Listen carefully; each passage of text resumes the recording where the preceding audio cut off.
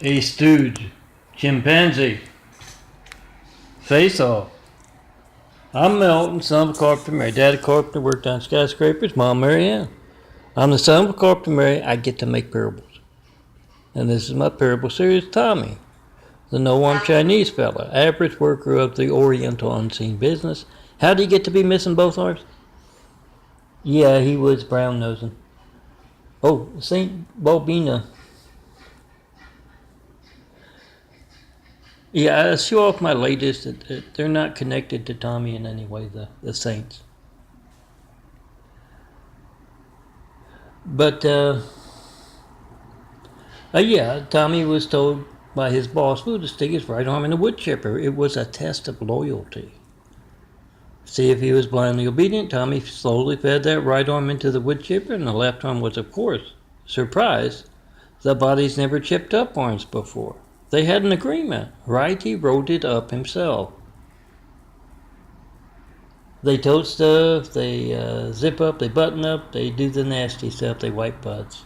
They blow noses, they pick noses, and Tommy was a professional nose picker before he lost both his arms.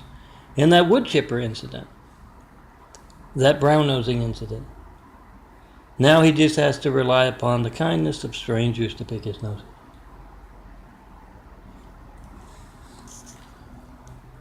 I'm going to try and make this as quick as possible because I got to get to work 4x6 in March. Yes, March 2018.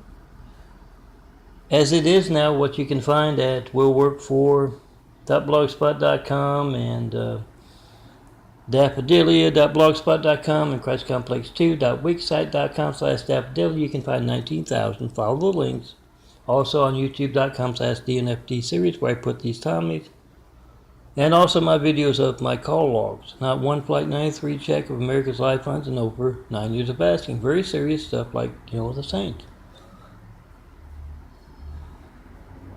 No certified mail, no non-certified mail, no FedEx, no UPS about those 93 checks in the 9 years I haven't gotten one. Make a video of America's High-Tech Lifelines. You got the timestamp on your phone. You got the number dialed. And when that doesn't sync up with our phone records, we have phone gate. Now back to my Tommy parable. I want to make this quick. Tommy was a Stooge chimpanzee karate expert.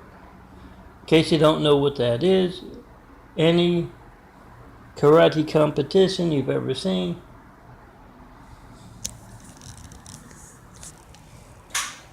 they have all different types of karate, and they show off their different disciplines and all that. The Stooge chimpanzee guy, he's the one that's kind of dancing around like an ape.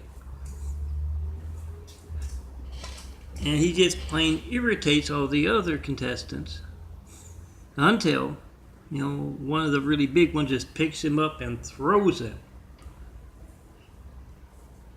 And then he's out of the competition. Tommy was a Stooge chimpanzee expert before he lost his arms, and he still likes to, keep up with it.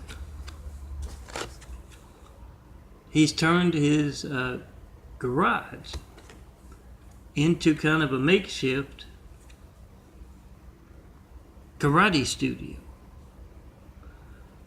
And Rhea has warned him about that. Don't do it when she's not there. Someone had left a couple of cinder blocks with a board on it. We think it might have been Lefty.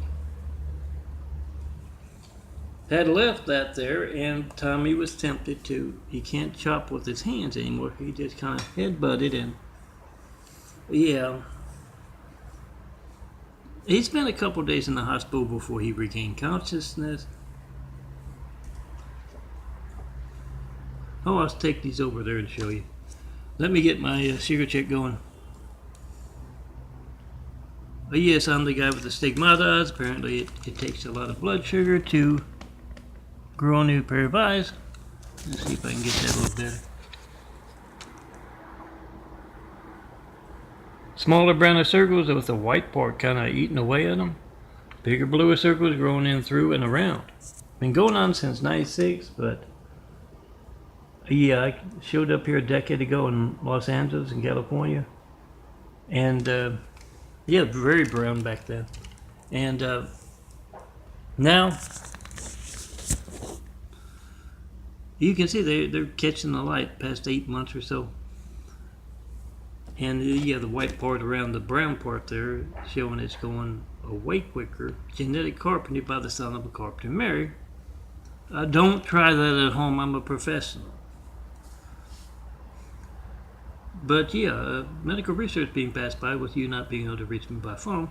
Doctors I go to out here in Los Angeles, they can't talk about the eyes growing anew. Yeah, you'd think doctors of blind folks would be interested in something like that. Anyway, let me get back to my Tommy. He's out there, and you know how they got those kind of head things on, the bandanas, kerchief, handkerchiefs, whatever it is. And he's got that, and Lefty, he knew all that Stooge chimpanzee stuff, with Tommy before he wisely jumped off. And he was probably the best part of it. Tommy remembers how he would talk to his karate instructor back in China, who called him, yes, a grasshopper, because when Tommy smokes the weed, he jumps around a lot. But he would also tell him, snatch the pebble from my hand. And right, he couldn't do it. But Lefty was much quicker. 261. So Tommy, yeah, Lefty's very quick.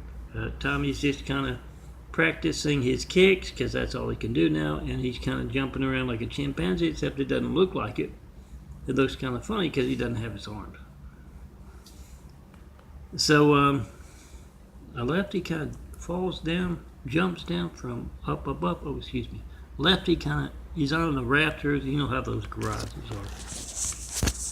Jumps down and pulls, that bandana right over his eyes. And Tommy's kind of hard. It's kind of hard for him. He's been taking some yoga classes on.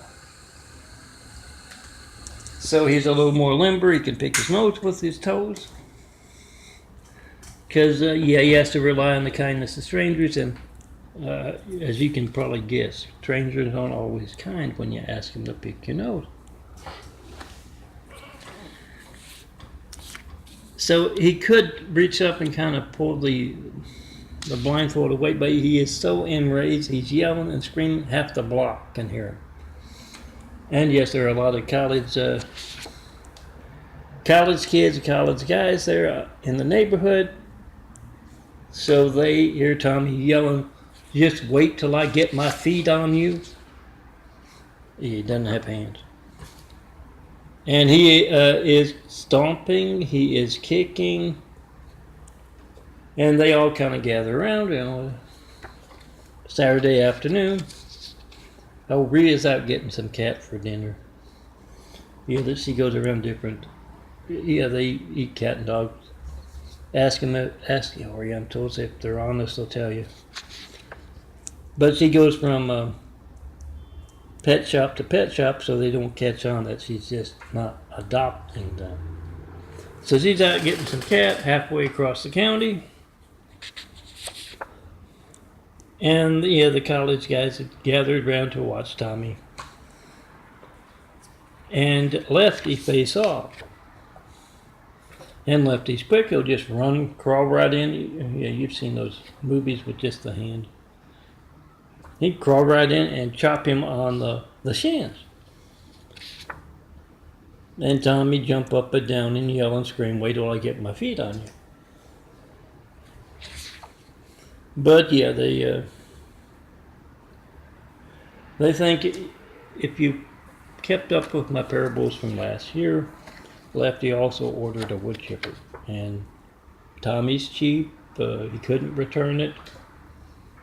So he keeps it in the garage. He's got a for sale sign on it. Hopefully some limb trimmers will happen by and want to buy it. But yeah, Lefty goes over, he pulls that cord and starts that chipper up. Presses a button, I don't know how they work. And it's a good thing Rhea gets home, because the college guys thinks it's just funny, you know. Is he going to be able to get him into the chipper or not?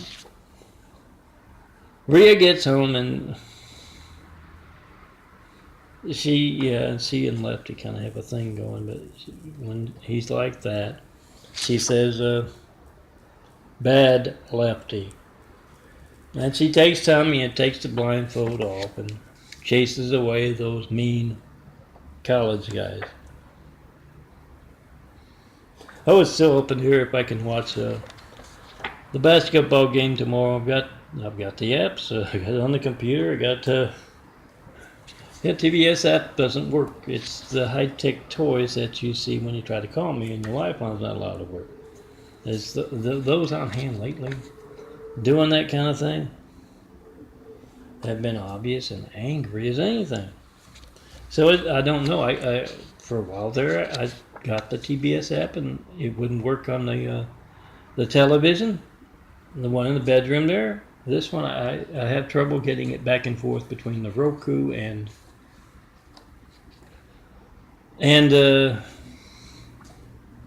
I use it as a monitor to design my imagery with. I have trouble getting back and forth, so I don't do that. It just keeps, for the one in the bedroom, it keeps asking for the code, go to TBS, activate and all that, and I do that, and it doesn't work. So for a while, I was testing it out, casting a TV show from the phone here. You know, download the app and cast a TV show to the TV, but it won't do that anymore. So it's up in the air as whether I can watch it or not. But I hope I'm going to get to work tonight and tomorrow morning, and hopefully by Monday when everybody's watching those the playoffs, the final game, you can also have folks there with my. A lot of them have their own, and they got the 5x7s and 8x10s prepared to print as that. Yeah, I'm one man working alone. I'll ask around and see, and yeah, my 6.68 I think gigabyte 2 DVD set, flash drive set will be growing over the weekend, hopefully,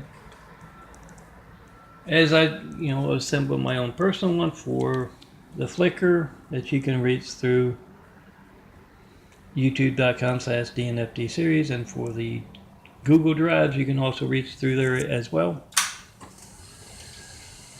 and also stuff like Melton Prints.blogspot.com, Melton Links, Melton Page.blogspot.com. Got a bunch of them.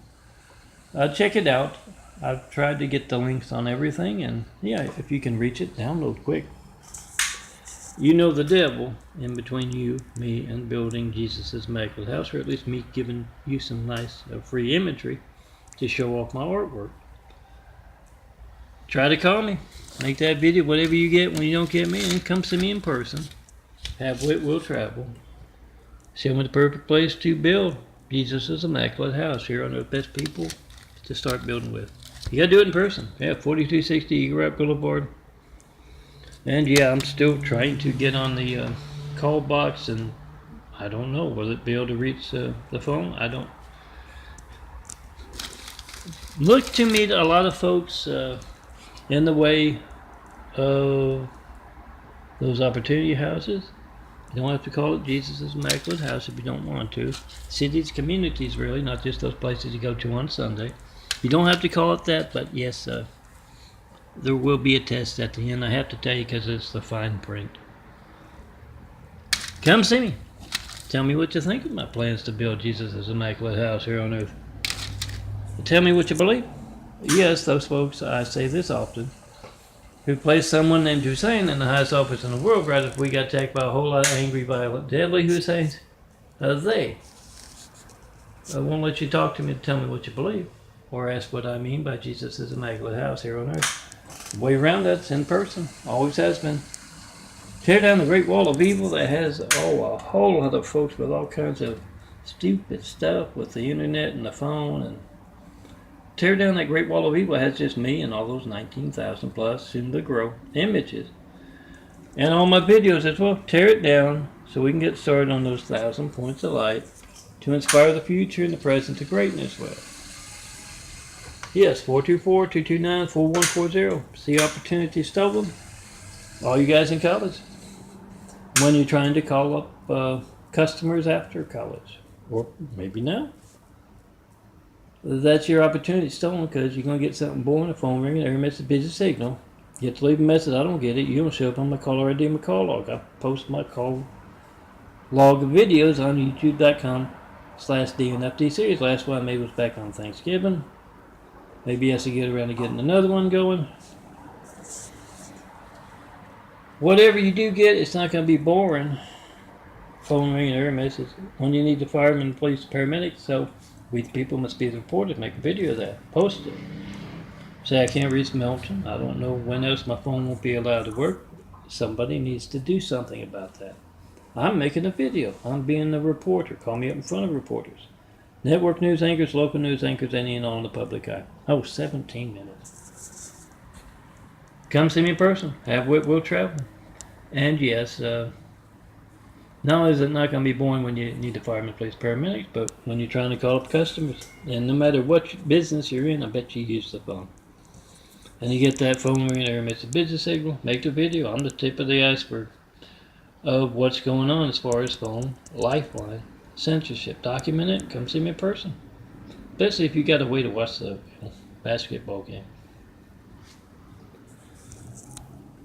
Come tear down the Great Wall of Evil and let's get started. Building a better world.